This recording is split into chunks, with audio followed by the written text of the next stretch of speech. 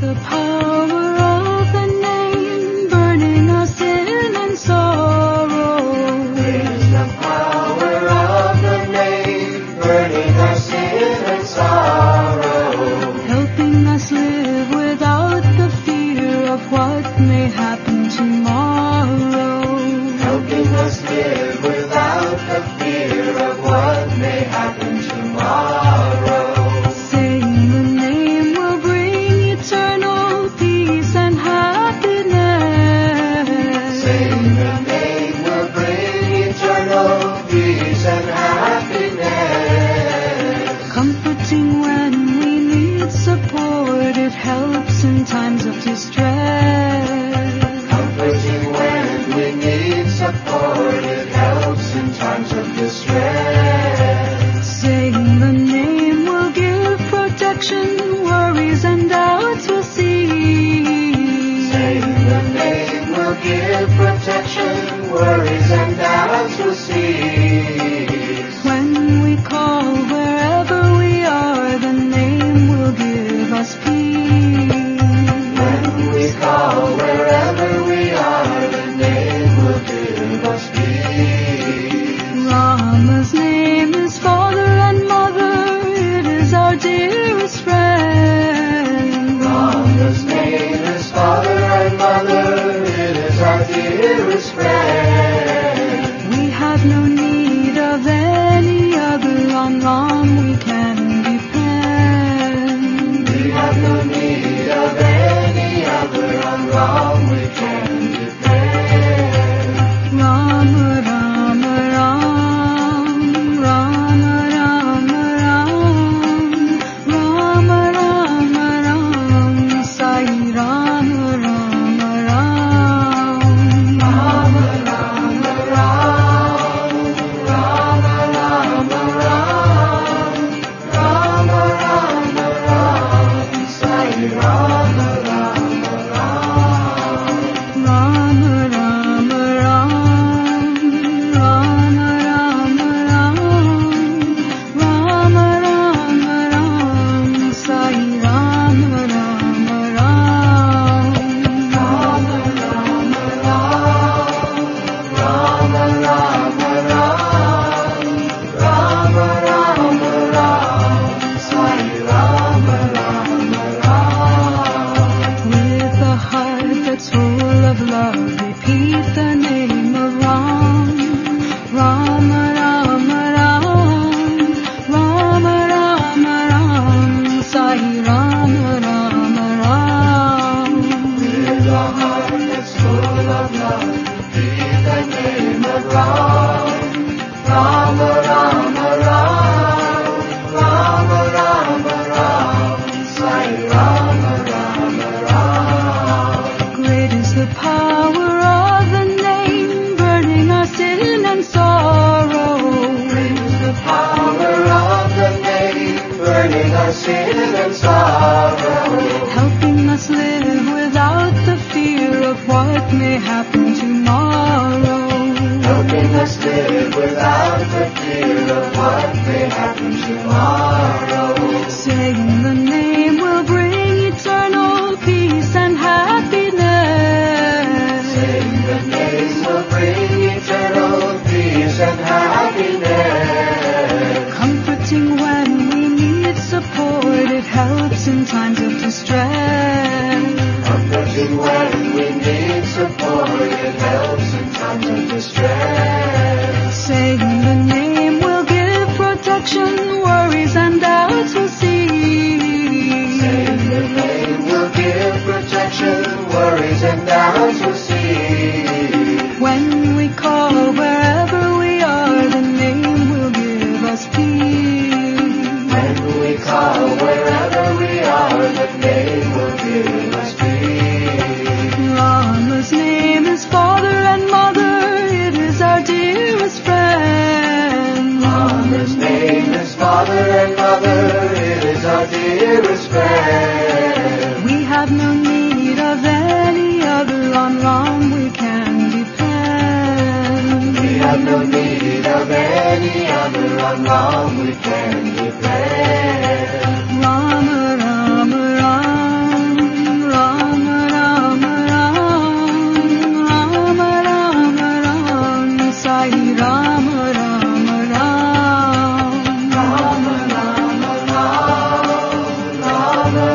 Rama Ram, Rama Rama Ram, Sai Rama Rama Ram, Rama Rama Ram, Rama Rama Ram,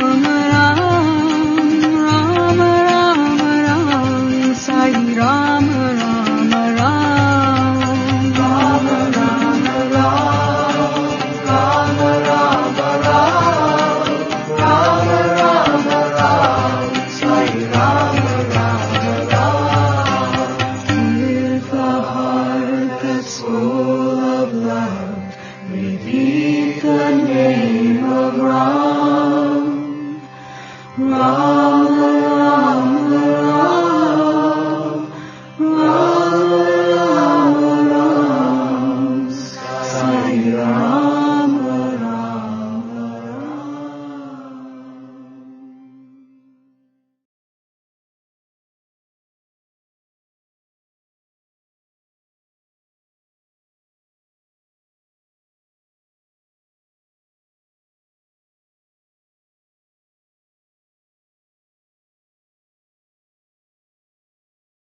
ॐ नमो भगवते रुद्राय ॐ नमस्ते रुद्रमण्यव उतोत इषवे नमः नमस्ते अस्तु धन्वने बाहुभ्यामुत ते नमः यात इषुः शिवतमा शिवं बभूव ते धनुः शिवा शरव्या तवतया नो रुद्रमृडया या ते रुद्रशिवा तनूरघोरा पापकाशिनी तया नस्तनुवाशन्तमया गिरिशन्ताभिचाकशीः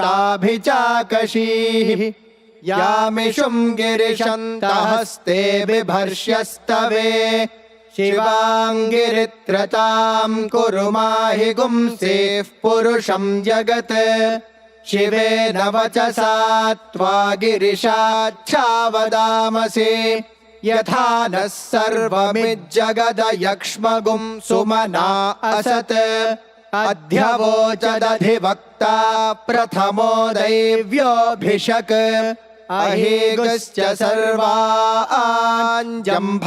सर्वाश्च यातु धान्यः असौ यस्ताम्रो अरुण उत बभ्रुः सुमङ्गलः ये चेमागुं रुद्रा अभितो दिक्षुश्रिता सहस्रशो वैशागुं हेडयेमहे असव्यो वसर्पति नीलग्रीवो विलोहितः उतैनं गोपा अदृशन्नदृशन्नुदहार्यः उतैनं विश्वा भूतानि सदृष्टो मृडयाति नः नमो अस्तु नीलग्रीवाय सहस्राक्षाय मीढुषे अथो ये अस्य सत्त्वानो हन्तेभ्यो करन्नमः प्रमुञ्च धन्वनस्त्वमुभयोरात्नियोर्जाम् याश्च ते हस्त इषवः पराता भगवो वप अवतत्यधनुस्त्वगुं सहस्राक्षशते शुधे निशीर्य शल्याणां मुखा शिवो नः सुमना भव विज्यं धनुः कपर्दिनो विशल्यो बाणवागुम् उत अनेशन्नस्येषव आभुरस्य निषङ्गतिः या ते हेतुर्मीढुष्टमहस्ते बभूव ते धनुः तयास्मान् विश्वतस्त्वमयक्ष्मया परिभुजा नमस्ते अस्त्वायुधाय नातताय धृष्णवे उभाभ्यामुत ते नमो बाहुभ्यां तव धन्वने परिते धन्वनो हेतिरस्मान् वृणत्तु विश्वतः अथो य इषुधिस्तवारे अस्मन्निधेहितम् नमस्ते अस्तु भगवन् विश्वेश्वराय महादेवाय त्र्यम्बकाय त्रिपुरान्तकाय त्रिकाग्निकालाय कालाग्निरुद्राय नीलकण्ठाय मृत्युञ्जयाय सर्वेश्वराय सदाशिवाय श्रीमन्महादेवाय नमः। नमो हिरण्यबाहवे सेनान्ये दिशाञ्च पतये नमो नमो वृक्षेभ्यो हरिकेशेभ्यः पशूनां पतये नमो नमः सस्पिञ्जराय त्विषीमते पथीनां पतये नमो नमो बभ्लुषाय व्याधिनेन्नानां पतये नमो नमो हरिकेशायोपवीतिने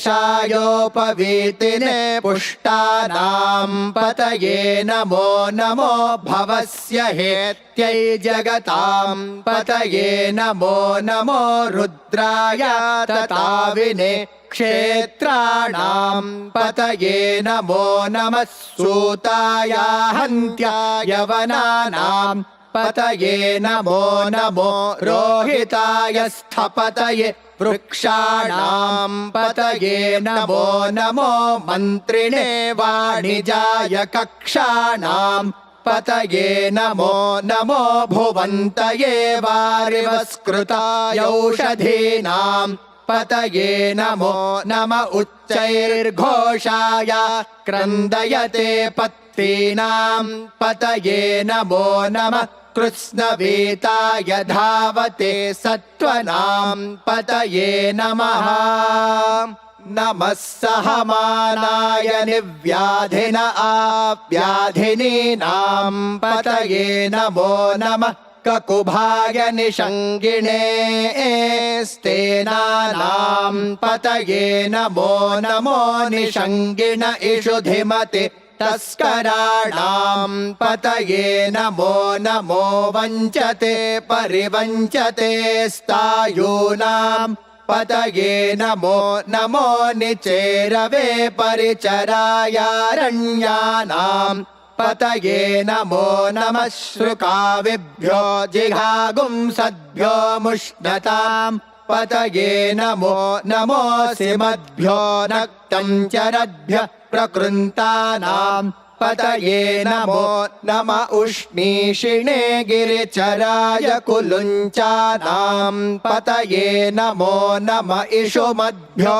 धन्वाविभ्यश्च वो नमो नम आतन्वानेभ्यः प्रतिदधानेभ्यश्च वो नमो नम आयच्छद्भ्यो विसृजद्भ्यश्च वो नमो नमोऽस्यद्भ्यो विद्यद्भ्यश्च वो नमो नम आसीनेभ्यः शयानेभ्यश्च वो नमो नमः स्वपद्भ्यो जाग्रद्भ्यश्च वो नमो नमस्तिष्ठद्भ्यो धावद्भ्यश्च वो नमो नमः सभाभ्यः सभापतिभ्यश्च वो नमो नमो अश्वेभ्योऽश्वपतिभ्यश्च वो नमः।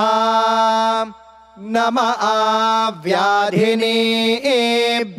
विविध्यन्तेभ्यश्च वो नमो नम उगणाभ्यस्तृगुंहतेभ्यश्च वो नमो नमो गृत्सेभ्यो गृत्सपतिभ्यश्च वो नमो नमो व्रातेभ्यो व्रातपतिभ्यश्च वो नमो नमो गणेभ्यो गणपतिभ्यश्च वो नमो नमो विरूपेभ्यो विश्वरूपेभ्यश्च वो नमो नमो महद्भ्यः क्षुल्लकेभ्यश्च वो नमो नमो रथिभ्यो रथेभ्यश्च वो नमो नमो रथेभ्यो रथपतिभ्यश्च वो नमो नमः सेनाभ्यः सेनानिभ्यश्च वो नमो नमः क्षत्रुभ्यः सङ्ग्रहेतृभ्यश्च वो नमो नमस्तक्षद्भ्यो रथकारेभ्यश्च वो नमो नमः कुलालेभ्यः कर्मारेभ्यश्च वो नमो नमः पुञ्जिष्टेभ्यो निषादेभ्यश्च वो नमो नम इषुकृद्भ्यो धन्वकृद्भ्यश्च वो नमो नमो मृगयुभ्यश्वनिभ्यश्च वो नमो नमः श्वभ्यश्वपतिभ्यश्च वो नमः नमो भवाय च रुद्राय च नमः शर्वाय च पशुपतये च नमो नीलग्रीवाय च शितिकण्ठाय च नमः कपर्दिने च व्युप्तकेशाय च नमः सहस्राक्षाय च शतधन्वने च नमो गिरिशाय च शिपिविष्टाय च नमो मेढुष्टमाय चेषुमते च नमो ह्रस्वाय च वामनाय च नमो बृहते च वर्षीयसे च नमो वृद्धाय च संवृध्वने च नमो अग्र्याय च प्रथमाय च नमः आशवे चाजिराय च नमः शीघ्र्याय च शेभ्याय च नमः ऊर्म्याय चावस्वन्याय च नमः स्रोतस्याय च द्वीप्याय च नमो ज्येष्ठाय च कनिष्ठाय च नमः पूर्वजाय च परजाय च नमो मध्यमाय च पगल्भाय च नमो जघन्याय च बुद्ध्याय च नमः सोऽभ्याय च प्रतिसर्याय च नमो याम्याय च क्षेम्याय च नमः उर्वर्याय च खल्याय च नमः श्लोक्याय चावसान्याय च नमो वन्याय च कक्ष्याय च नमः श्रवाय च प्रतिश्रवाय च नमः आशुषेणाय चाशुरथाय च नमः शूराय चावभिन्दते च नमो वर्मिणे च वरूथिने च नमो बिल्मिने च कवचिने च नमः श्रुताय च श्रुतसेनाय च नमो दुन्दुभ्याय च हनन्याय च नमो धृष्णवे च प्रमृषाय च नमो दूताय च प्रहिताय च नमो निषङ्गिणे चेषुधिमते च नमस्तीक्ष्णेशवे चायुधिने च नमः स्वायुधाय च सुधन्वने च नमः श्रुत्याय च पथ्याय च नमः काट्याय च नीप्याय च नमः सोद्याय च सरस्याय च नमो नाद्याय च वैशन्ताय च नमः कूप्याय च वट्याय च नमो वर्ष्याय च वर्ष्याय च नमो मेघ्याय च विद्युत्याय च नमः ईध्र्याय च तप्याय च नमो वात्याय च रेश्म्याय च नमो वास्तव्याय च वास्तुपाय च ॐ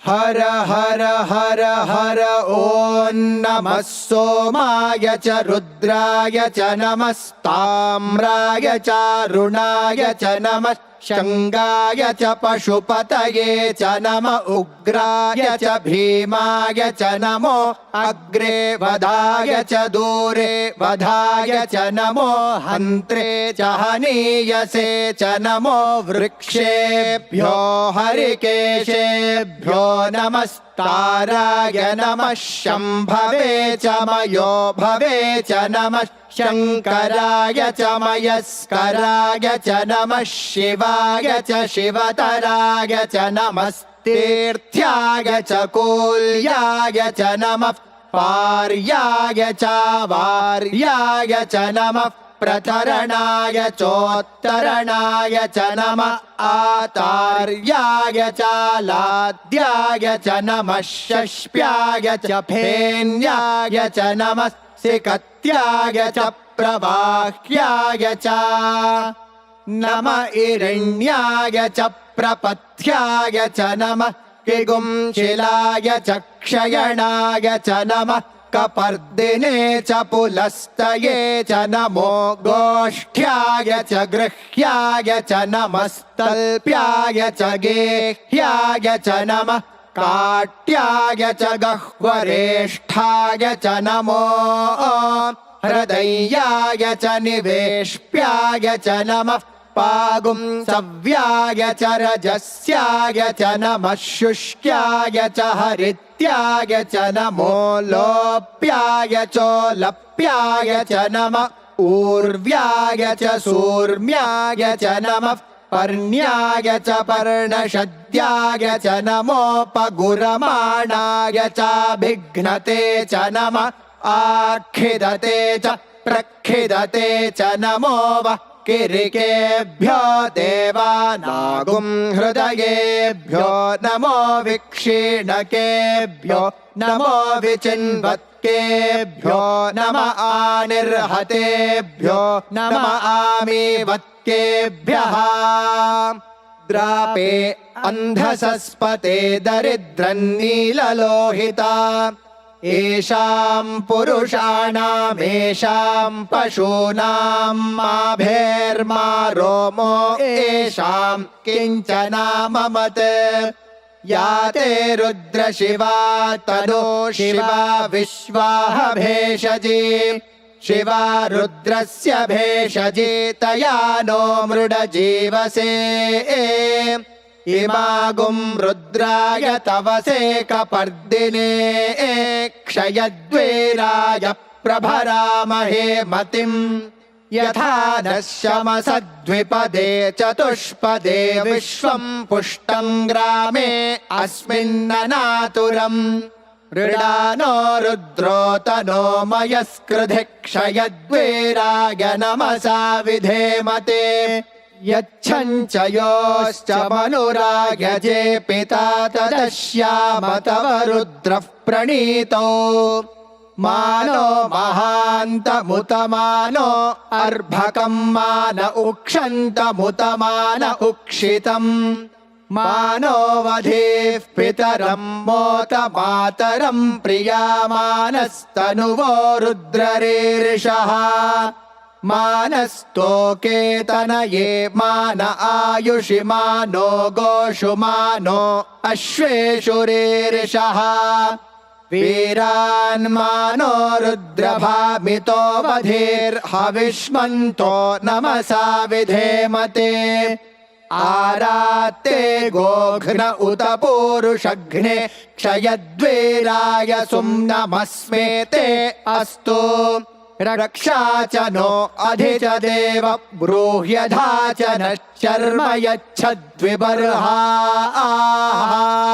तु हि श्रुतं गर्त सदंयुवानं मृगन्न भीममुपहक्तृमुग्रम् मृडाचरित्रे रुद्रस्तवानो अन्यन्ते अस्मन्निवपन्तु सेनाः परिणो रुद्रस्य हेतर्वृणत्तु परित्वेषस्य दुर्मतिरघायोः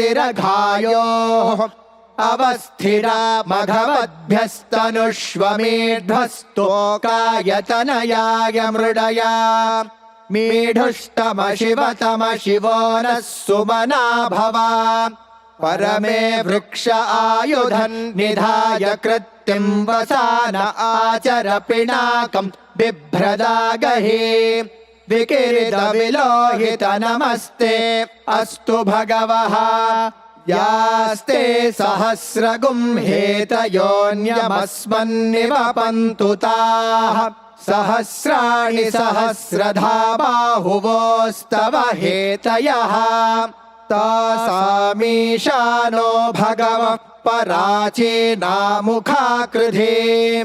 सहस्राणि सहस्रशो ये रुद्रा अधिभूम्याम् तेषागुं सहस्रयोजने वधन्वानि तन्मसि अस्मिन्महत्यर्णवेऽन्तरिक्षे भवा अधि नीलग्रीवा शर्वा अधः क्षमाचराः नीलग्रीवा शितिकण्ठा दिवगुं रुद्रा उपश्रिताः ये वृक्षेषु सस्पिञ्जरा नीलग्रीवा विलोहिताः ये भूतानामधिपतयो विशिखासः कपर्दिनः ये अन्येषु विविध्यन्ति पात्रेषु पिबतो जनान् ये पथां पथिरक्षय ऐलभृदायव्युधः ये तीर्थानि प्रचरन्ति श्रुकावन्तो निषङ्गिणः य एतावन्तश्च भूयागुंसश्च दिशो रुद्रावितस्थिरे तेषागुं सहस्रयोजने वधन्वानि तन्मसि नमो रुद्रेभ्यो ये पृथिव्यां येऽन्तरिक्षे ये दिवि येषामन्नं वातो वर्षमिषभस्तेभ्यो दश प्राचीर्दश दक्षिणादश प्रतीचीर्दशोदीचीर्दशोर्ध्वास्तेभ्यो नमस्ते नो मृडयन्तु तेयं द्विष्मो यश्च नो द्वेष्टितं वोजम्भे दधामि त्र्यम्बकं यजामहे सुगन्धिं पुष्टिवर्धनम् उर्वारुकमिव बन्धनान् मृत्योर्मुक्षीयमामृतात् यो रुद्रो अग्नौ यो अप्सु य ओषधीषु यो रुद्रो विश्वा भुवना विवेश तस्मै रुद्राय नमो अस्तु ये ते सहस्रमयुतं पाशा मृत्योमर्त्याय हन्तवे तान् यज्ञस्य मायया सर्वानवयजामहे मृत्यवे स्वाहा मृत्यवे स्वाहा प्राणानां ग्रन्थिरसि रुद्रो मा विशान्तकः तेनान्येनाप्यायस्व नमो रुद्राय विष्णवे मृत्युर्मे पाहि तमुष्टुहि यत्विषुः सुधन्वायो विश्वस्य क्षयति भेषजस्य यक्ष्वा महेशौ मनसाय रुद्रं नमोभिर्देवमसुरन्दुवस्य अयं मे हस्तो भगवानयं मे भगवत्तरः अयं मे विश्वभेषजो यगुं शिवाभिमर्शनः ॐ शान्ति शान्ति शान्तिः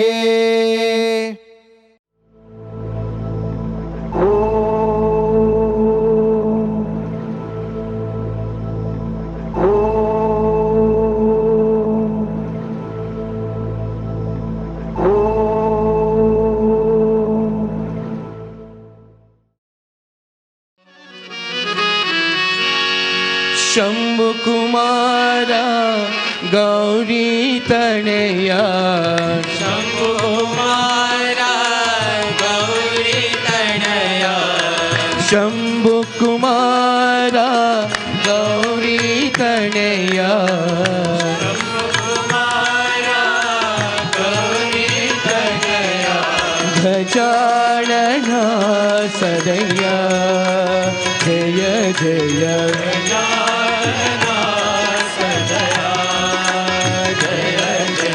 गजानना सदया गजानना सदया वरद गणेश दुरत विनाशा वरद गणेश दुरित विनाशा वरद गणेश दुरत विनाशा वरद गणेश दुरित विनाशा प्रणवाकारणात सदया प्रणवाकारणात सदया प्रणवाकारणात सदया प्रणवाकारणात सदया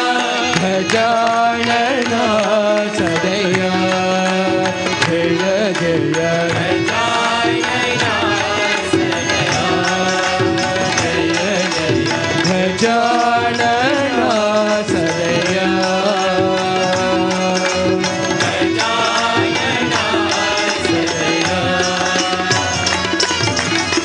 शंभु कुमारा गौरी कन्हैया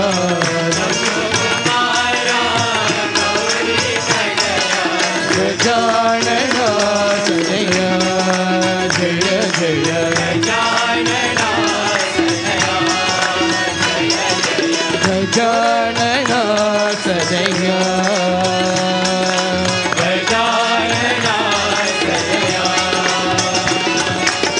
वरद गणेशा दुरंत विनाशा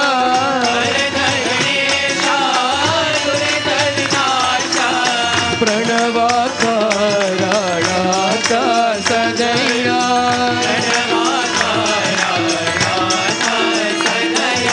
गजानना सदया जय जय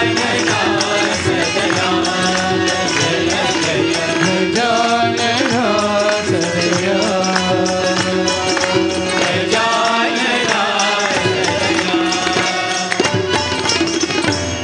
शंभु कुमारा गौरी कन्हैया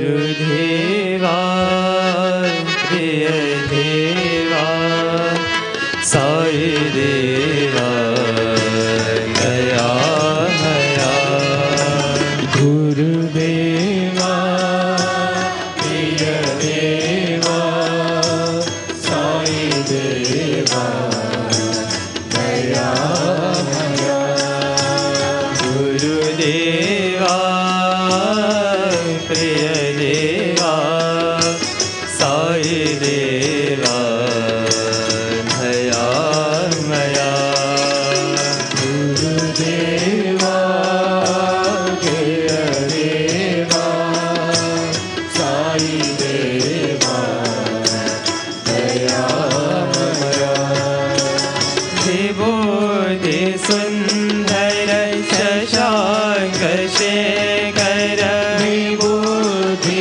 सुंदर शशांक शेखर विभूति सुंदर शशांक शेखर विभूति सुंदर शशांक शेखर साई शंकर दया करो साई शंकर दया करो साई शंकर दया करो साई शंकर दया करो गुरुदेवा प्रिय देवा साई देवा दया मया गुरुदेवा प्रिय देवा साई देवा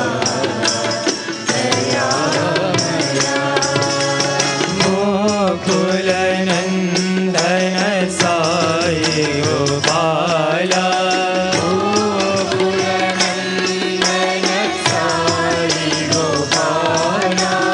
गोकुल नंदन साई गोपाला गोकुल नंदन साई गोपाला रघुकुल भूषण साई रामा रघुकुल भूषण साई रामा रघुकुल भूषण साई रामा रघुकुल भूषण साई रामा हे मधनाथ कन्हैया करो हे मदनाथ दया करो हे मधनाथ दया करो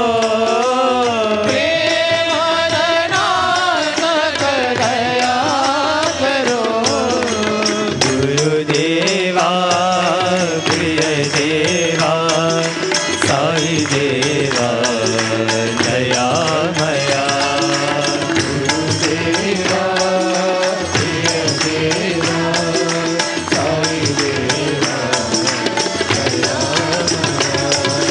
गोकुल नंदन साई गोपाला नंदन साई गोपाला रघुकुल भूषण साई रामा रघुकुल भूषण साई रामा हे मदनातक दया करो हे मदनातक दया करो हे मदनातक दया करो हे मदनातक दया करो गुरुदेवा प्रिय देवा साई देवा दयामया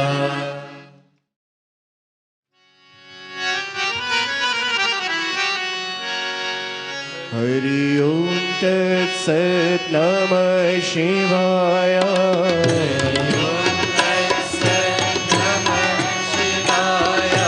हरि ओम तत्सत् नमः शिवाय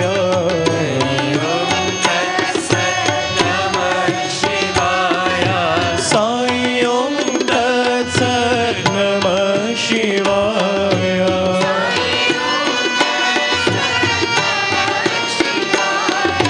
साई ओम तत्सत् नमः शिवाय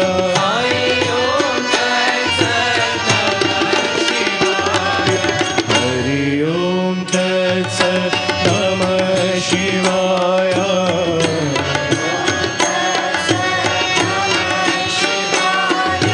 शिव शिव शिवाय नमः शिवाय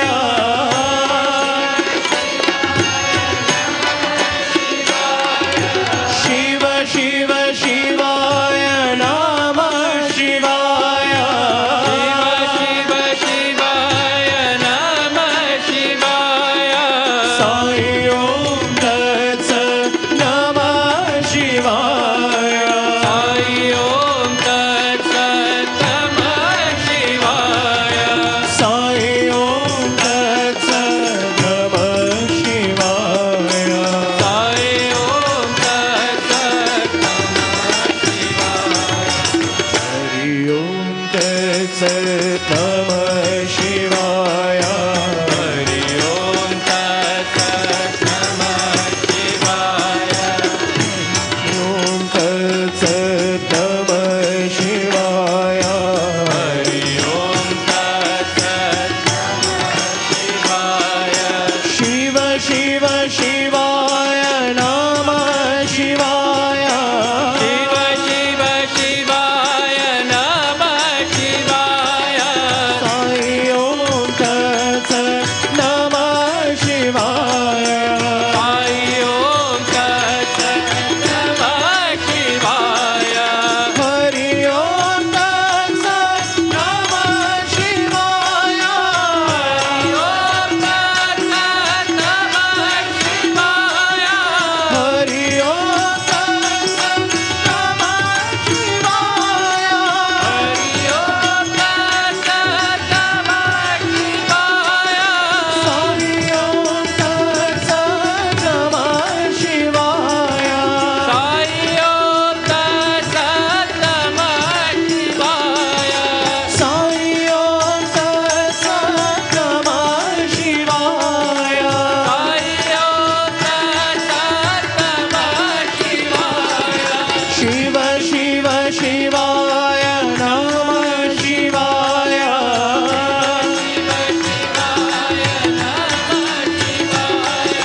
साई ओम तत्सत् नमः शिवाय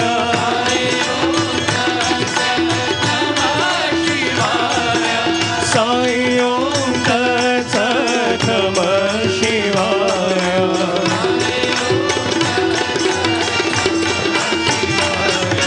हरि ओम तत्सत् नमः शिवाय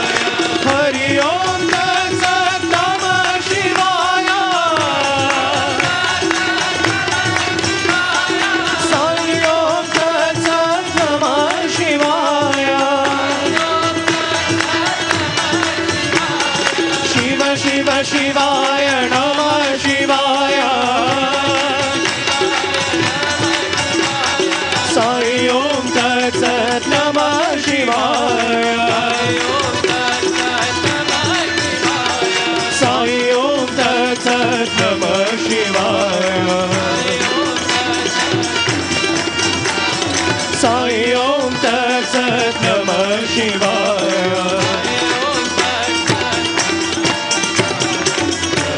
ओम तत्सत नमः शिवाय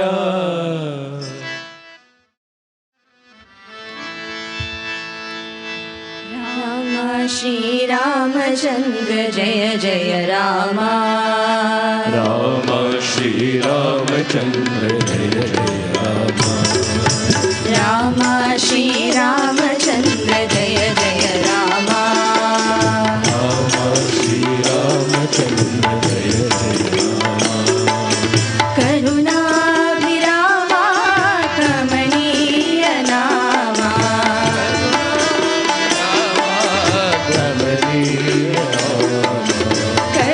करुणाभिरामा कमनीय नामा विरामा कमरीय नामा राम श्री रामचंद्र जय जय रामा राम श्री रामचंद्र जय जय रामा कोदंड रामा कल्याण रामा गोविंद रामा कल्याण रामा कोदंड रामा कल्याण रामा गोविंद रामा कल्याण रामा शरणागत परिपालन श्री चरणा रामा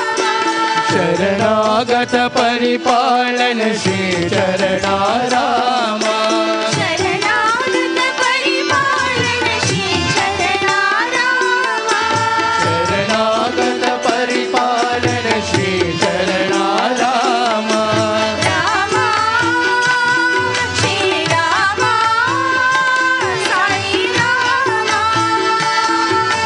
रामा श्री रामा साई रामा रामा श्री रामा साई रामा रामा श्री रामा साई रामा रामा श्री रामा साई रामा समर विजय रामा साकेत रामा विजय रामा साकेत समर विजय रामा साकेत रामा विजय रामा साकेत रामा श्री रामचंद्र जय जय रामा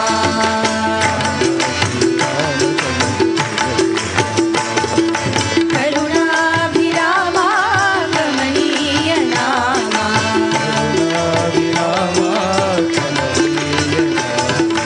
राम श्री रामचंद्र जय जय रामा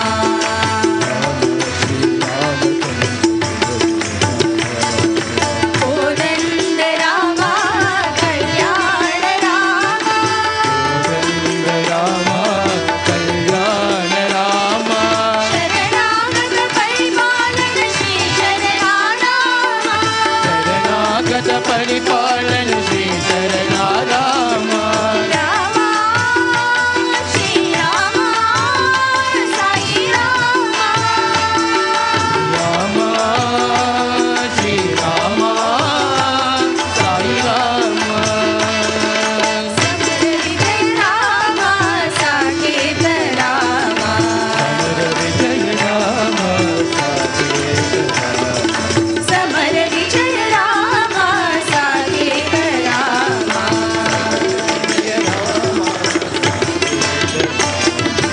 रामा श्री रामचंद्र जय जय रामा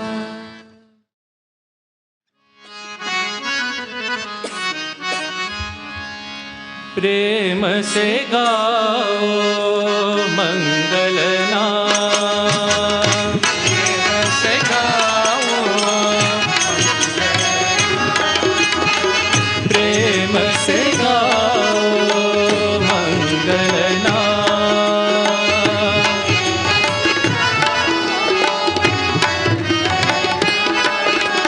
गोविंद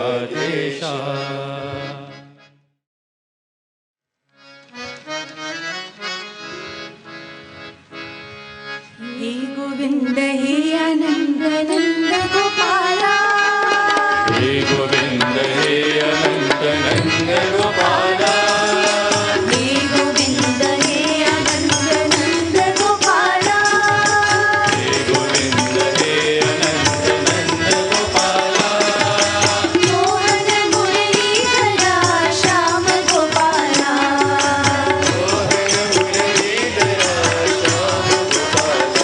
मोहन मुरलीधरा श्याम गोपाला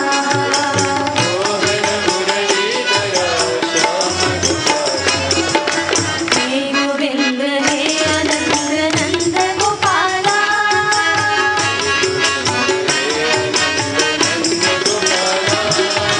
मंगल गिरिधारी हरे नटवर लाला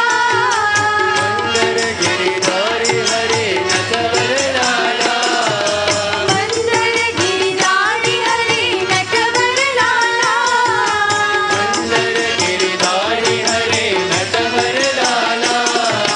माधवा केशवा मदन गोपाला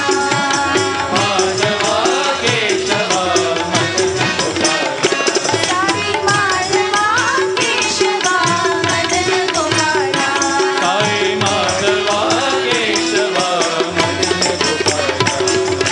हे गोविंद हे आनंद नंद गोपाला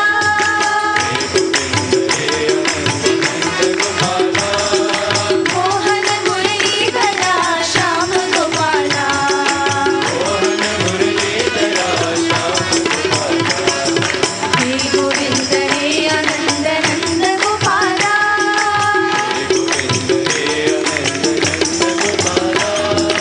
मंगल गिरिधारी हरे नटवर लाला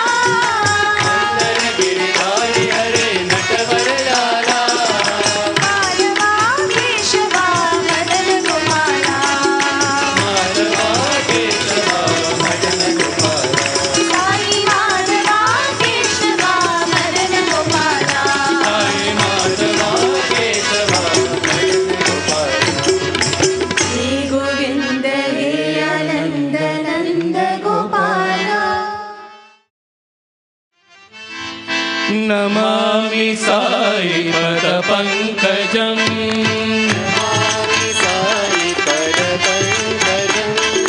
नमामि साई पद पंकजं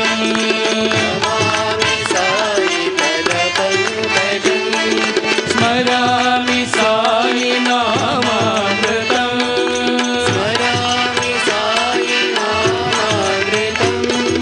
स्मरामि साई नामामृतं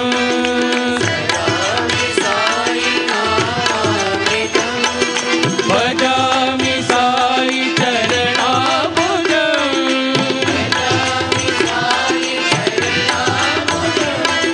भजामि साई चरणाम्बुजं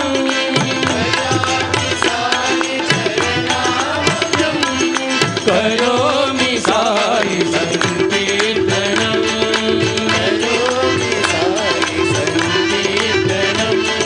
करोमि साई संकीर्तनं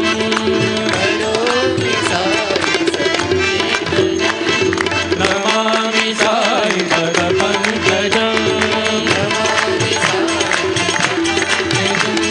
स्मरामि साई नामामृतं भजामि साई चरणाम्बुजं करोमि साई संकीर्तनं करोमि साई संकीर्तनं नमामि साई पदपङ्कजम् गोविंद साई कृष्ण गोविंद गोविंद गोविंद साई कृष्ण गोविंद गोविंद गोविंद साई कृष्ण गोविंद गोविंद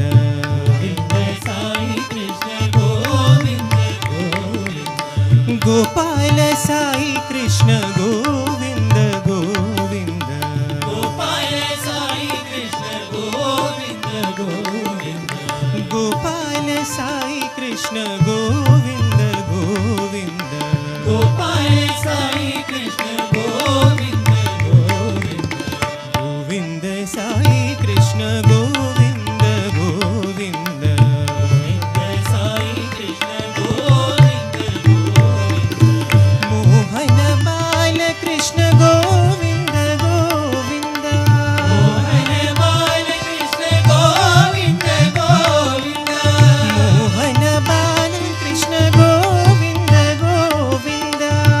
मोहन बाल कृष्ण गोविंद गोविंद पति निवासा कृष्ण गोविंद गोविंद पति निवासा कृष्ण गोविंद गोविंद पति निवासा कृष्ण गोविंद गोविंद पति निवासा कृष्ण गोविंद गोविंद गोविंद साई कृष्ण गोविंद गोविंद गोविंद साई कृष्ण गोविंद गोविंद गोपाल साई कृष्ण गोविंद गोविंद गोपाल साई कृष्ण गोविंद गोविंद गोविंद साई कृष्ण गोविंद गोविंद गोविंद साई कृष्ण गोविंद गोविंद मोहन बाल कृष्ण गोविंद गोविंद मोहन बाल कृष्ण गोविंद गोविंद पति निवासा कृष्ण गोविंद गोविंद पति निवासा कृष्ण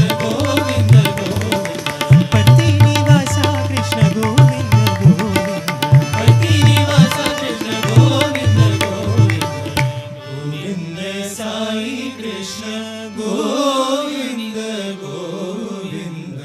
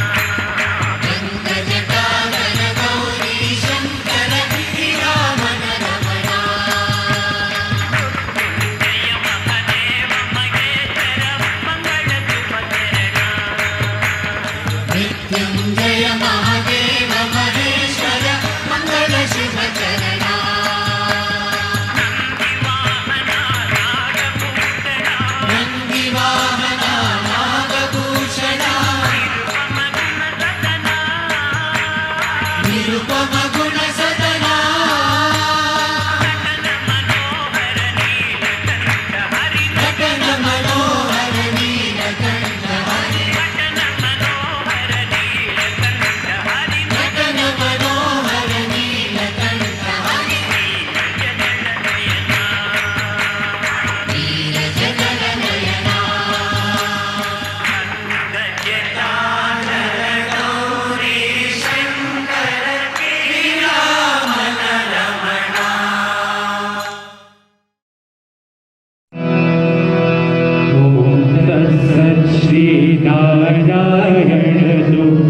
पुरुषोत्तम गुरुतो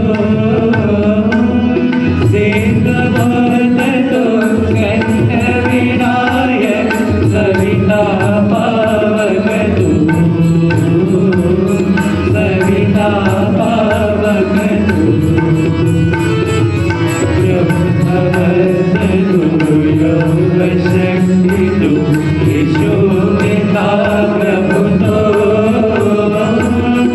रुद्रविष्णुतो रामकृष्णतो रहे बटाओ रहे बटाओ वासुदेव गुरुश्वरो पदो चिदानन्द हरिदो अद्वितीयतो अकाल निर्भय आत्मलिङ्ग शिवदो आत्मलिङ्ग शिवदो आत्मलिङ्ग शिवदो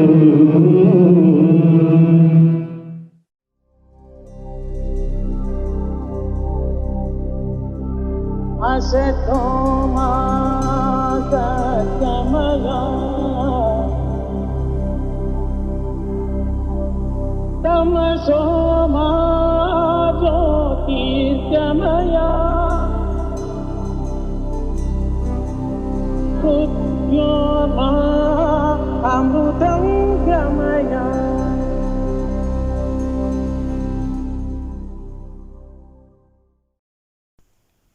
Om Shri Sai Ram. In order to remember Bhagavan's teachings continuously and to become worthy instruments of our Divine Master, every member has to engage in sadhana, a spiritual discipline which has to be merged with his or her day-to-day life, and every member is encouraged to make his or her family as a unit for such sadhana. Thus, with the view to qualify to become a true member of the organization, the following guidelines are to be followed. Number 1, daily meditation and prayer. Number 2, group devotional singing or prayer with family members once a week. Number 3, participation in Sai spiritual education by children of the family. Number 4, participation in community service work and other programs of the organization. Number 5, regular attendance at the center's devotional meetings. Number 6, regular study of Sri Satya Sai Baba literature. Number 7, the use of soft, loving speech with everyone. Number 8, not speaking ill of others, especially in their absence. And number 9, Narayana Seva. Practice placing a ceiling on desires. Consciously and continuously strive to eliminate the tendency to waste time, money, food, and energy, and utilize the savings for service to mankind. Jai Sai Ram.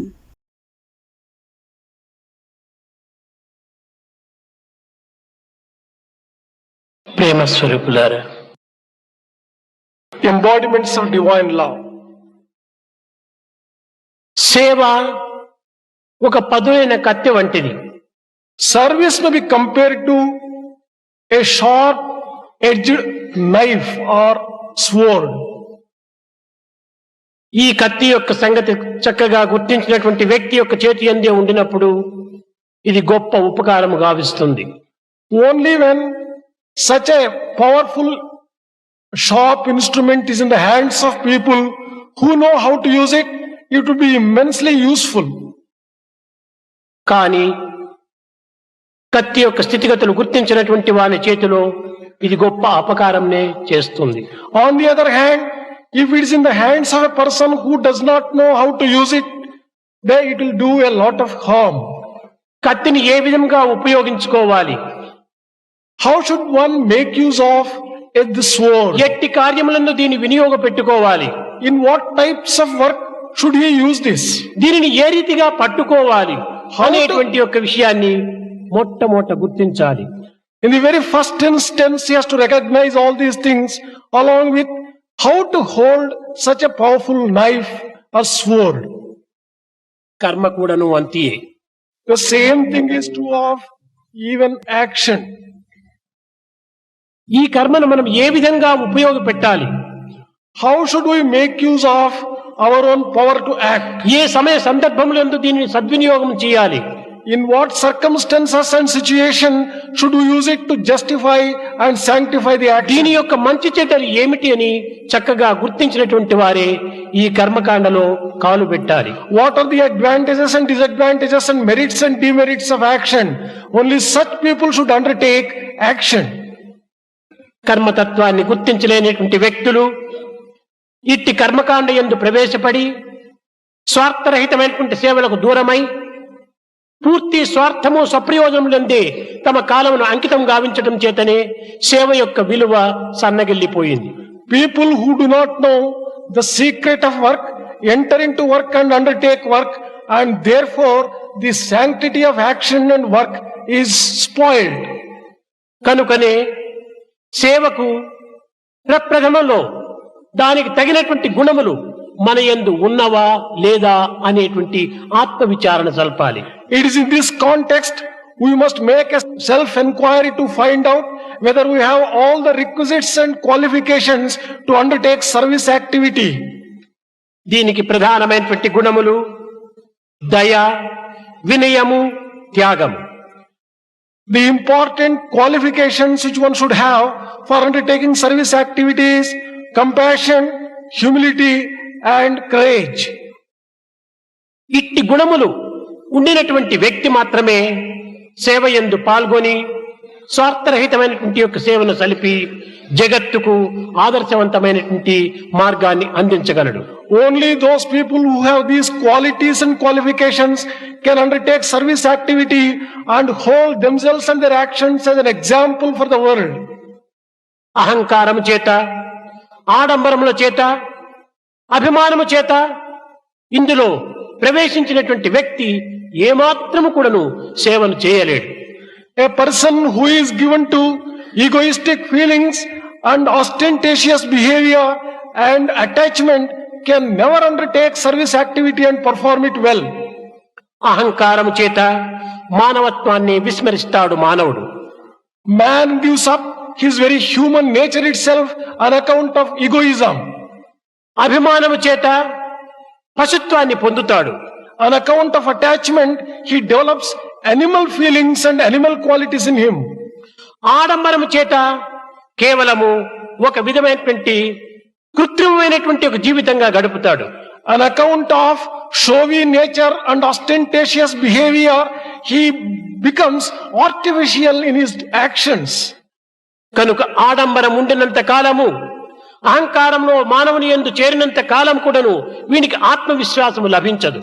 So long as a person has this ostentatious behavior and ego sense, he can never develop self-confidence in him.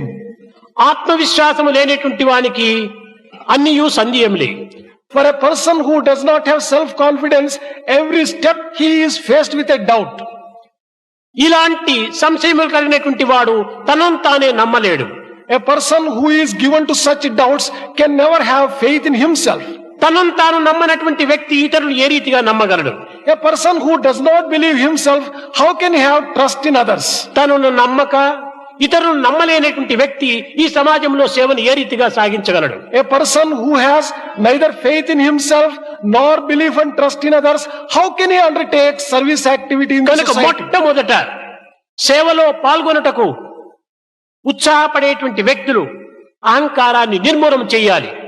Therefore, in the very first instance, this egoism must be destroyed by people who want to undertake ఆడంబరమైన service activity. వృత్తులకు సమాధి కట్టాలి. They should put an end to this ostentatious behavior and show. అభిమానాన్ని ఆవల నెట్టాలి. They should remove attachment. సేవలో అహంకారం పోవటమే దీని యొక్క ప్రథమ కర్తవ్యము.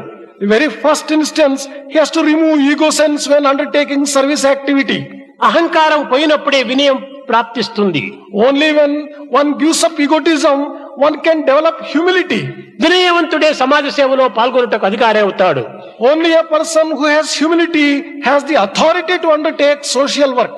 కనుకనే ప్రతి మానవుని యందు ఉండినటువంటి యొక్క దివ్య శక్తి ఏకత్వమైనటువంటిది అని భావించి ఏకాత్మ భావాన్ని అభివృద్ధి పరచుకోవాలి.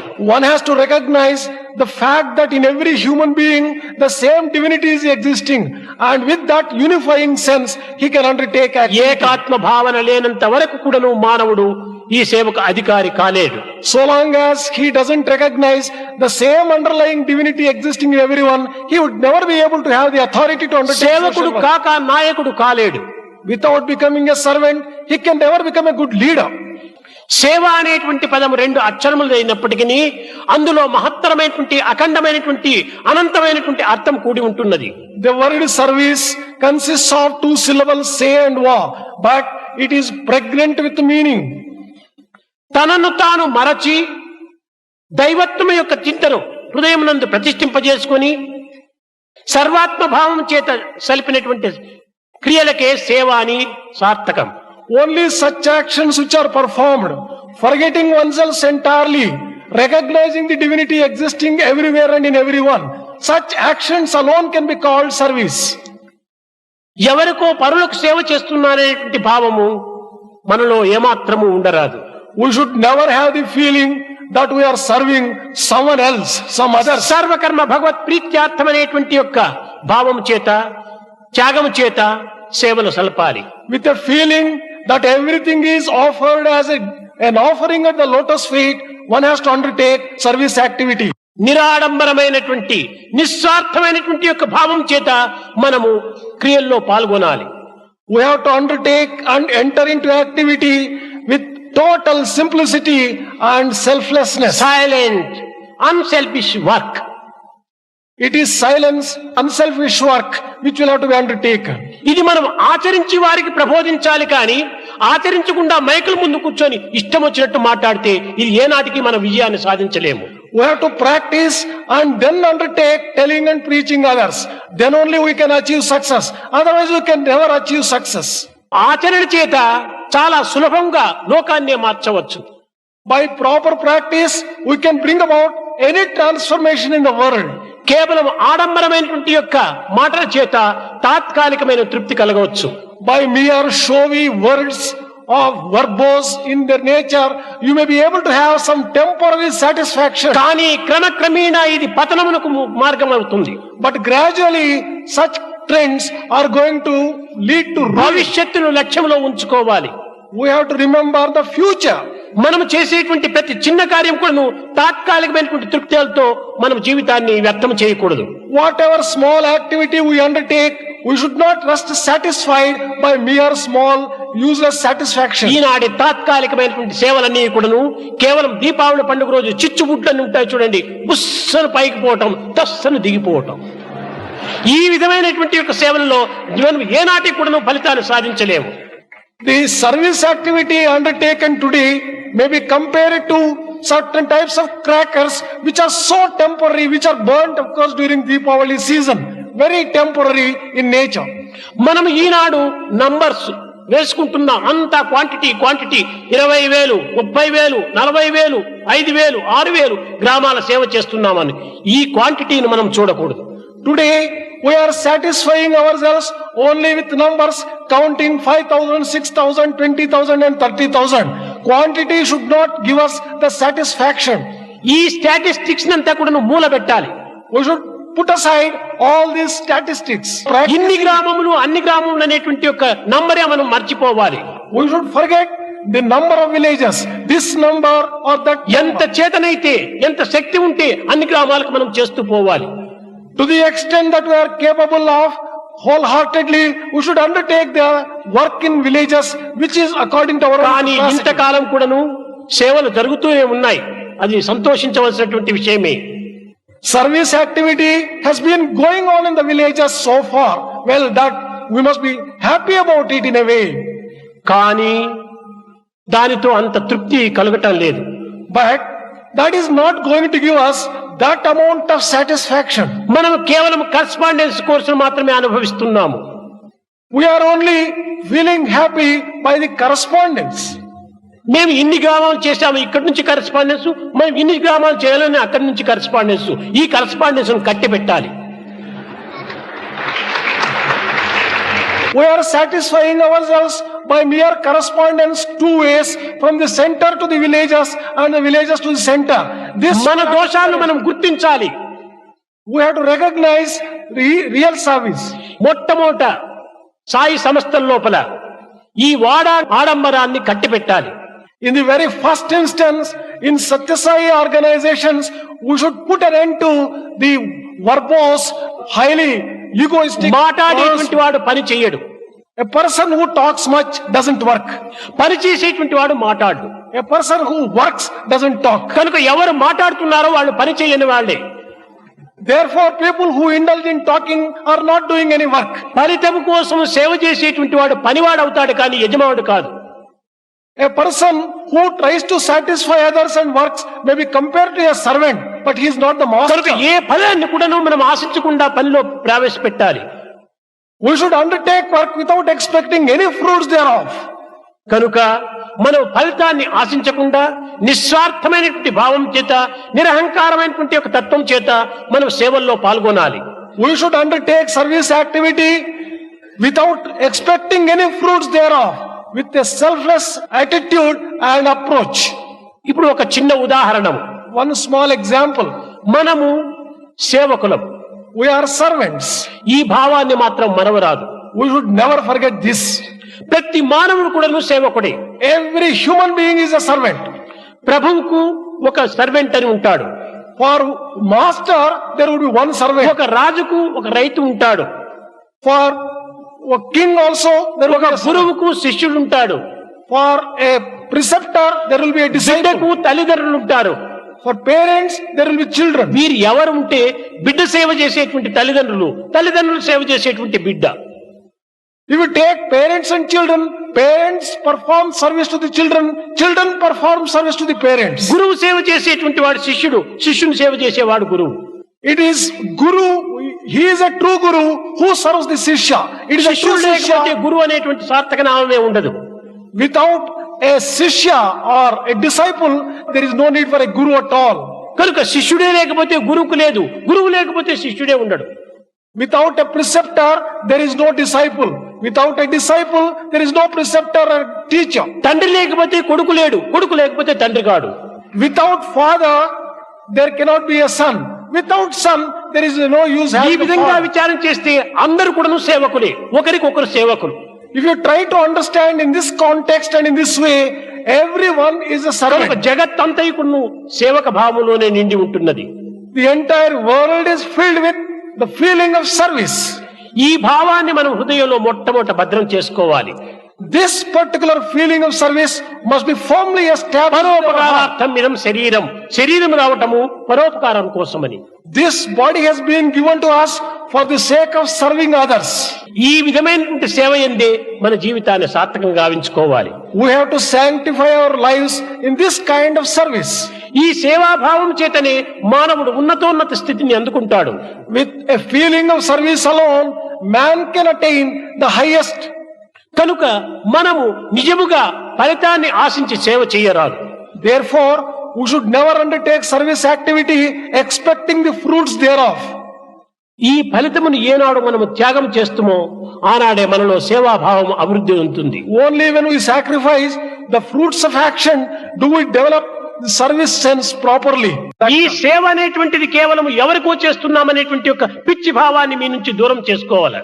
We should remove from our mind the bad feeling or the mad feeling మీకు మీరు సేవ చేసుకుంటున్నామనేటువంటి విశాల భావాన్ని మీరు అనుభవించాలి. that we are doing service to someone else. We will have to think that service is done for ఎవరికి ourselves. ఏమి అనానుకూలం చేసినా కానీ తనకు తాను అనుకూలమైనట్టుగా భావించాలి. Whatever inconvenience is caused to anyone, it must be considered as inconvenience caused to ఆ himself. విధమైనటువంటి సేవలో మీరు పాల్గొని You will have to undertake such kind of service activity. ఇన్ని అన్ని అనేటువంటి నంబర్లు మీరు విసర్జించి You should give up the numbers, thus and thus. ఇది నా కర్తవ్యము అనేటువంటి దీంట్లో మీరు పాల్గొనాలి. You have to consider that as your duty and undertake the service activity. మధుర మధుర మురళీ ఘనశ్యామ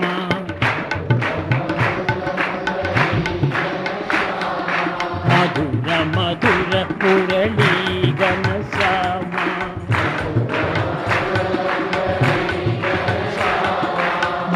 मधुराधिपते राधे श्यामा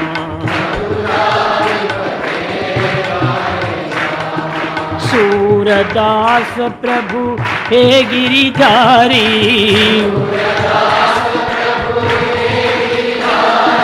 मीरा के प्रभु उदय विहारी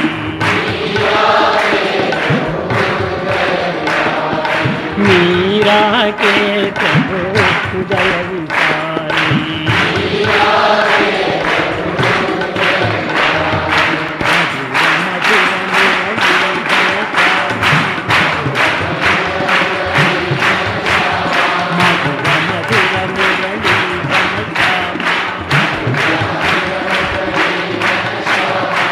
मधुराधिपते राधे श्यामा सूरदास प्रभु हे गिरिधारी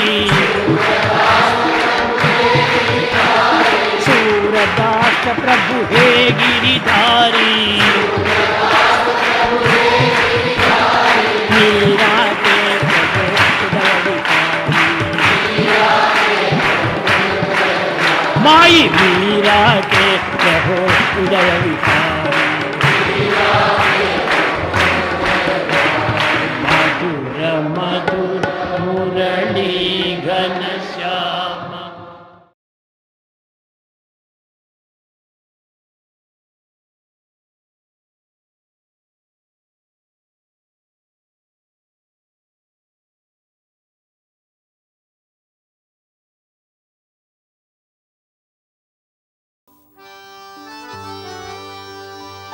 ओम जय जगदीश हरि स्वामी सत्य साई हरि भक्त जना संरक्षक भक्त जना संरक्षक भक्ति महेश्वर ओम जय जगदीश हरि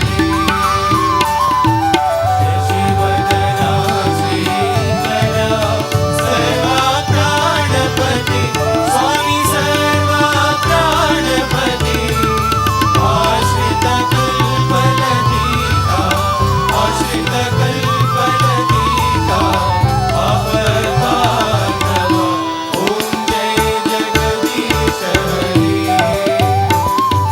माता पिता गुरुदैवं पर्यन्तयो नीवे स्वामी पर्यन्तयो नीवे नाद ब्रह्म जगन्नाथ नाद ब्रह्म जगन्नाथ नागेन्द्र शरण ओम जय जगदीश हरि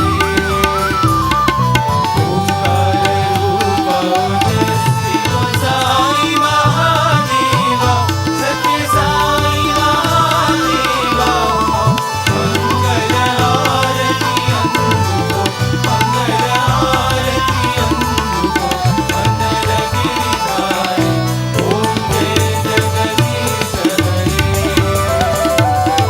नारायण नारायण ओम सत्य नारायण नारायण नारायण ओम नारायण नारायण ओम सत्य नारायण नारायण ओम सत्य नारायण नारायण ओम जय सद्गुरुदेवा नारायण नारायण ओम सत्य नारायण नारायण नारायण ओम नारायण नारायण ओम सत्य नारायण नारायण ओम सत्य नारायण नारायण ओम जय सद्गुरुदेवा नारायण नारायण ओम सत्य नारायण नारायण नारायण ओम नारायण नारायण ओम सत्य नारायण नारायण ओम सत्य नारायण नारायण ओम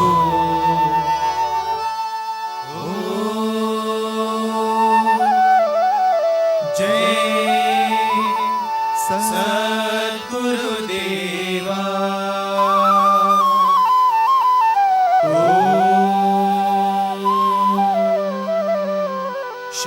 शांति शांति शांति समस्त लोका सुखिनो समस्तलोकाः सुखिनो भवन्तु समस्तलोकाः सुखिनो भवन्तु ॐ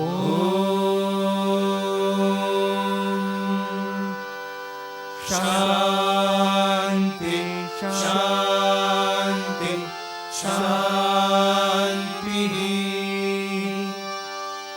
जय बोलो भगवान श्री सत्य साई बाबा जी की जय।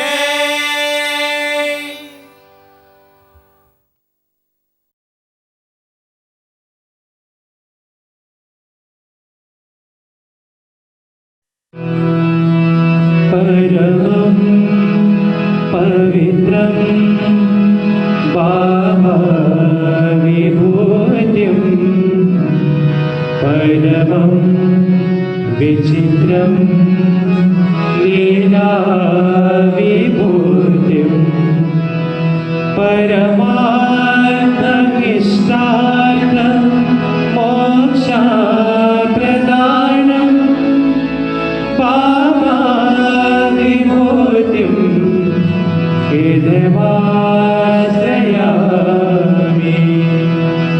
परमं पवित्रं बाबा विभूतिं परमं विचित्रं लीला विभूतिं परमार्थमिष्टार्थं मोक्षप्रदानं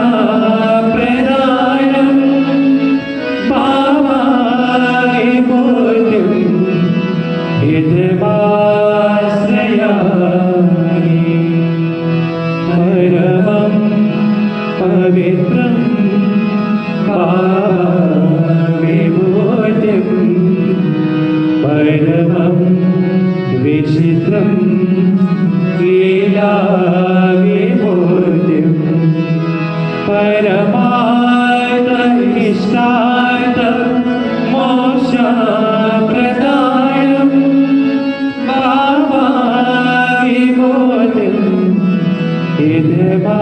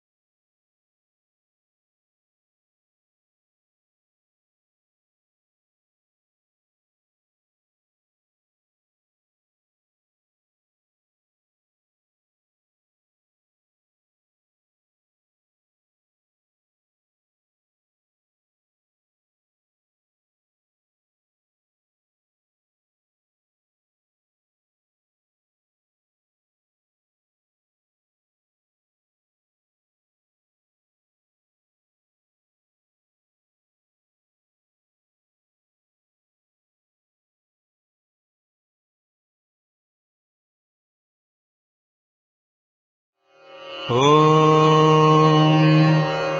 साईश्वराय विद्महे सत्यदेवाय धीमहि तन्नः सर्वप्रचोदयात्। ॐ साईश्वराय विद्महे सत्यदेवाय धीमहि तन्नः सर्वप्रचोदयात्। ॐ साईश्वराय विद्महे सत्यदेवाय धीमहि तन्नः सर्वप्रचोदयात्। ॐ साईश्वराय विद्महे सत्यदेवाय धीमहि तन्नः सर्वप्रचोदयात्। ॐ साईश्वराय विद्महे सत्यदेवाय धीमहि तन्नः सर्वप्रचोदयात्।